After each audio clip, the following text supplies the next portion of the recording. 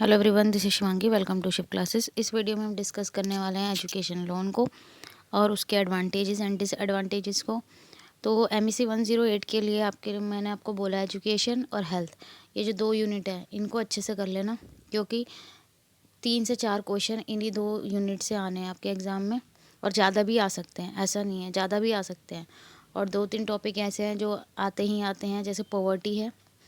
Poverty आ सकता है, उसका मेजरमेंट आ सकता है, या मल्टी डायमेंशनल पॉवर्टी है, सस्टेनेबल डेवलपमेंट है, वो भी आना ही आना है। एनवायरमेंटल कॉस्ट बेनिफिट एनालिसिस, ये 3-4 टॉपिक तो ऐसे हैं जो आने ही आने एग्जाम में। और इनइक्वालिटी, उसके मीज़र, लॉरेंज कर्व और गिनी कोफिशिएंट, इनके बारे में अलग से भी पूछा जा सकता है। लॉरेंज कर्व के बारे में आपसे अलग से पूछ लिया गया, इनइक्वालिटी पे क्वेश्चन आ गए डायरेक्ट। लॉरेंज कर्व के मोस्टली लॉरेंज कर्व पूछा जाता है, गिनी कोफिशिएंट के आने के कम चांसेस रहते हैं, लेकिन लॉरेंज कर्व के आने के चांसेस ज़्यादा रहते हैं। तो ये जो टॉपिक्स मैं आपको बोल रही हूँ इन्हें अच्छे से कर लेना आप। चलिए अब अपने वीडियो की तरफ चलते हैं। एजुकेशन लोन है क्या?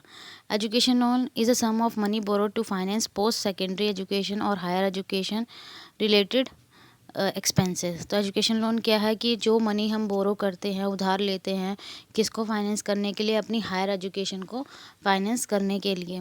Education loan are intended to cover the cost. अब एजुकेशन लोन क्या क्या कवर करते हैं? कॉस्ट ऑफ ट्यूशन आपकी, ठीक है, आपकी फ़ीस हो गई जहाँ भी आप इंस्टीट्यूट में एडमिशन ले रहे हैं, बुक्स और उसकी सब book and supply, living expensive, रहने का वहाँ का जो भी खर्चा है, ठीक है, ये सब जब तक आप डिग्री कर रहे हैं तो सारा एक्सपेंस उसमें इंक्लूड होता है। Payment are often deferred while student are in college and depending on the lender sometime they are deferred for an additional 6 month period after earning a degree. तो जब तक आप पढ़ रहे होते हैं, मीन्स स्टूडेंट जब तक पढ़ रहा है तब तक उसे कोई भी पेमेंट नहीं करनी होती है। जैसे ही उसकी डिग्री कंप्लीट हो जाती है तब उसको जॉब मिलते ही, मीन्स की डिग्री कंप्लीट होते ही उसको क्या करनी है, वहाँ पेमेंट करनी है। और कुछ कुछ जगह पे क्या होता है, कुछ मतलब जो लैंडर होते हैं तो वो 6 मंथ का एडिशनल पीरियड दे देते हैं कि डिग्री कंप्लीट हुई, इसका 6 मंथ का टाइम दे दिया, उस बीच में आप अपनी जॉब ढूंढ लेंगे, फिर आप आपको अर्निंग होगी तो आप अपनी जो भी ये लोन लिया था उसको आप पे कर सकते हैं। Although there are variety of education loan, they can be broken down generally in 2 basic. अब कई तरीके की वैरायटी के एजुकेशन लोन होते हैं, 2 टाइप में इसको डिवाइड किया गया है। फेडरल लोन, जो फेडरल गवर्नमेंट देती है, मीन्स कि हमारी सेंट्रल गवर्नमेंट, और मीन्स हमारे बैंक हो गए, और प्राइवेट लोन हो गए, ठीक है।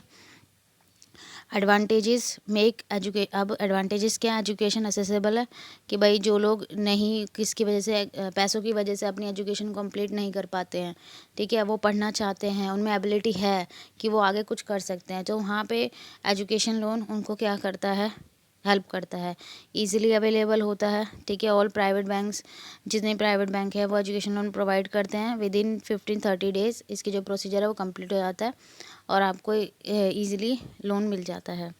स्पेशलाइज्ड लोन स्कीम, अब कुछ कुछ एजुकेशन लोन में क्या होता है कि ये अलग अलग सेवरल स्पेशल और ट्रेनिंग कोर्सेज़ के लिए भी अवेलेबल होते हैं, ठीक है। अगर आपको स्टडी करना है कहाँ अब्रोड में तो उसके लिए भी अवेलेबल होते हैं। और कई बैंक जो हैं ऑफ़र देते रहते हैं वेरियस स्कीम जो है टाइम टू टाइम, जिससे लोन जो है इजी हो जाता है और अफोर्डेबल हो जाता है। रीपेमेंट, अब रीपेमेंट में क्या होता है कि अदर लोन की तरह, जैसे आपने आज लोन लिया तो 1 महीने बाद उसकी इंस्टॉलमेंट जानी स्टार्ट हो जाती है, लेकिन एजुकेशन लोन में ऐसा नहीं होता। जब आपको जॉब मिल जाती है या फिर आपका कोर्स कंप्लीट हो गया है, ठीक है, उसके बाद ही आप उसकी पेमेंट करते हैं, मीन्स उसकी इंस्टॉलमेंट जिस तरीके से होता है वो। इंटरेस्ट रेट बेनिफिट, तो as compare to other loan, यहाँ का जो लोन होता है का इंटरेस्ट रेट जो होता है वो कम होता है। गर्ल्स स्टूडेंट को यहाँ पे कंसेशन भी मिल जाता है, ठीक है, और other benefits on interest rate as well. Independence for in student, अब यहाँ पे इंडिपेंडेंस क्या है स्टूडेंट के लिए, कि भाई बच्चे चाहते हैं कि वो उनका ड्रीम है कि वो बाहर जाके पढ़ें, ठीक है, हायर एजुकेशन बिना या फिर बिना बर्डन के पढ़े, तो यहाँ पे उनको एक फीलिंग ऑफ सिक्योरिटी आ जाती है कि भाई मैं यहाँ से लोन लेके अपनी पढ़ाई को पूरी कर सकता हूँ और एक अच्छी जॉब कर सकता हूँ, ठीक है। Parents rescue from burden, parents इससे बच जाते हैं कि भाई उनको बर्डन लगता है कि भाई मैं अपने बच्चे की एजुकेशन कैसे पूरी करूँगा, तो यहाँ से वो फाइनेंस करके उनको अच्छे कॉलेज स्कूल में एडमिशन दिला के वो बच्चे का जो फ्यूचर है वो सिक्योर कर सकते हैं। अब है डिसएडवांटेजेस। सबसे पहला कि इसका जो रेट ऑफ इंटरेस्ट है वो फ्लोटिंग होता है, मतलब चेंज होता रहता है, ठीक है, बैंक टू बैंक डिपेंड करता है। दूसरा, 4 लाख से अगर नीचे का लोन है तो कोई भी गारंटर की नीड नहीं है, लेकिन अगर उससे ऊपर की अमाउंट है आपके एजुकेशन लोन की तो आपको यहाँ पे गारंटर मैंडेटरी है। और यहाँ पे एक एम्प्लॉयमेंट कॉम्प्लिकेटेड टास्क होता है कि आप जिस भी मतलब जो भी आप कोर्स करना चाहते हैं, कोई जो भी हायर एजुकेशन के लिए आप जिस भी चीज़ के लिए अप्लाई कर रहे हैं, ठीक है, आफ्टर 12th आप जो भी कोर्स में एडमिशन ले रहे हैं, क्या वो ऐसा कोर्स है जो आपको जॉब दिलाएगा, ठीक है। तो अगर आप वो कोर्स ऐसा लगता है बैंक को कि भाई इसमें जॉब मिलने के चांसेस बहुत कम हैं, तो वहाँ पे आपको रिफ्यूज़ किया जा सकता है लोन के लिए। A few bank does not allow for change of course और college after the reimbursement of loan. कई बैंक होते हैं भाई, आपने क्या हुआ, लोन ले लिया, आपने एक पर्टिकुलर इंस्टीट्यूट में एडमिशन लेना था, कॉलेज में एडमिशन लेना था, उसके लिए लोन लिया था, लेकिन आपको किसी दूसरी यूनिवर्सिटी में अब एडमिशन लेना है, आपका वहाँ भी नंबर आ गया, तो वहाँ पे जो चेंज करने का ऑप्शन होता है वहाँ कुछ बैंकों में नहीं होता है, ठीक है। Bank give education loan only to those student whom they consider deserving. तो यहाँ पे जो बैंक होते हैं उन्हीं को एजुकेशन लोन प्रोवाइड करता है जिसको उन्हें लगता है कि हाँ ये कैंडिडेट डिजर्विंग है।